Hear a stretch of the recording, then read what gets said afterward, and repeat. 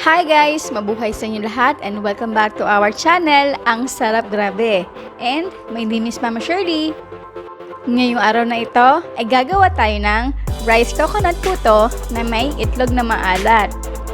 Ang mga ingredients na kakailanganin natin ay itlog, cream of tartar, sugar, rice flour, baking powder, coconut milk, vanilla, fresh milk, at ang itlog na maalat. First, magbukas tayo ng itlog at kunin lang natin dito ang whites. Ilagay ito sa malinis at dry na stainless steel bowl. Gamit ang hand mixer, i-mix ito for a few seconds o hanggang sa magkaroon na ng konting bula. Then, ilagay na natin dito ang cream of tartar. Blend this for another 1 minute. Ilagay natin dito paunti-unti ang sugar. I-blend natin ito for maximum 5 minutes or hanggang sa mag-thick or stiff na ang ating mixture. Set this aside. In another bowl, pagsamahin natin ang rice flour, baking powder, haluin ito. Then ilagay natin dito ang coconut milk,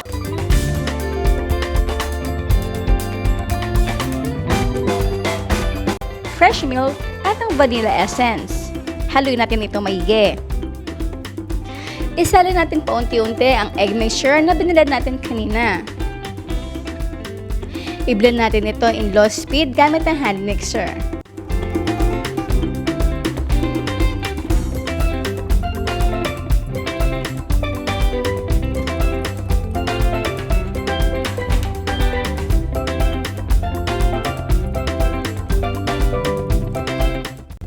Sa pan na gagamitin natin, gumamit ako dito ng round pan na may sukat na 7 inches in diameter. Gumamit din ako dito ng banana leaf para maiwas sa manikit ang puto sa pan. Pero make sure na nalinis muna natin ito. Sa bawat pan, naglagay ako dito ng 2 cups ng puto butter. Sa toppings naman, kada isang pan, maglagay tayo ng 1.5 slice ng salted egg. Then, steam natin ito sa ating napakuluan ng tubig ng 10 to 12 minutes.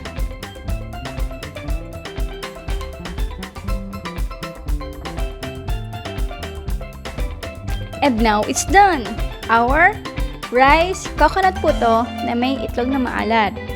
Sa mga hindi pa po nakakapag-subscribe, please click the subscribe button and the notification bell para updated tayo sa ating latest recipes. Hi guys! Ito na yung ating puto coconut na may itlog na maalat na puto. Ang haba. So, tikman na natin. Grabe. Lambot to. Guys. Super moist yung loob. Hindi katulad ng kapag gumagamit tayo ng flour or kapag gumagamit tayo ng cake flour, yung texture niya para siyang cupcake texture.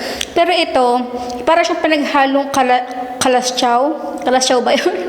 Kalasyaw tsaka puto cake. Ganun yung texture niya, which is super sarap kasi yung ginamit nating liquid instead na milk ay coconut.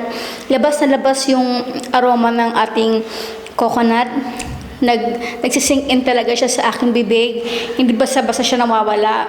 Tapos yung alat ng itlog na maalat, which is nagawa na natin dito sa Ang Sarap Grabe. Kung gusto niyo mapanood, please click the link in the description box. Ano siya? Top 2 siya sa mga most viewed recipe dito sa ating channel. Ayan po. Nagbablend talaga yung tamis ng cake tsaka yung, ayan, yung itlog na maalat. Ang ganda-ganda ng kulay niya. Siguro sa video medyo nagkakaroon ng difference yung hue ng color. Pero kung sa personal na kulay, para siyang orange. Light orange yung kanyang kulay. Siguro nakikita nyo ngayon color yellow. Pero sa personal, ano siya, dark yellow or light orange yung kulay.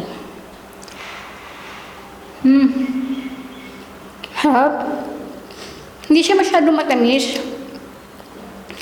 Right after natin kumain ng meal, pwede siyang pang dessert. At alam niyo naman dito sa Ang Sarap Grabe, ang dami na natin nagawang iba't ibang klaseng mga puto desserts. Meron nga tayong ube puto. Diba? Meron din tayong soft puto, meron tayong puto ala cake, meron tayong paano gumawa ng marami pang iba. At kung gusto niyo mapanood, please click the link in description box. At guys, please, kung meron pa kayo ibang request na about sa ating puto, nako, kasi mamaya kaya ako gumawa ng puto, meron kaming Bible study, may birthday doon. Yan ang aking dadalhin kasi patak ang sister doon dito sa amin sa grupo namin. Hindi nagagastos yung may birthday. Kami na lang yung magdadala ng mga iba't ibang mga putahe. Kaya ang nagustuhan ko talaga, ang gusto kong lutuin talaga itong puto. Kasi alam ko marami na magdadala ng mga ng mga iba't ibang ulam, mga pratada, mechado, ayan. Ayan ako, puto. Ayan po, maraming salamat sa inyo lahat. At kung meron pa kayong idea kung ano pa yung pwede nyo yung dalhin sa mga handaan na katulad nito, please do let me know. Maraming salamat sa inyo lahat. At sa mga may birthday, happy birthday!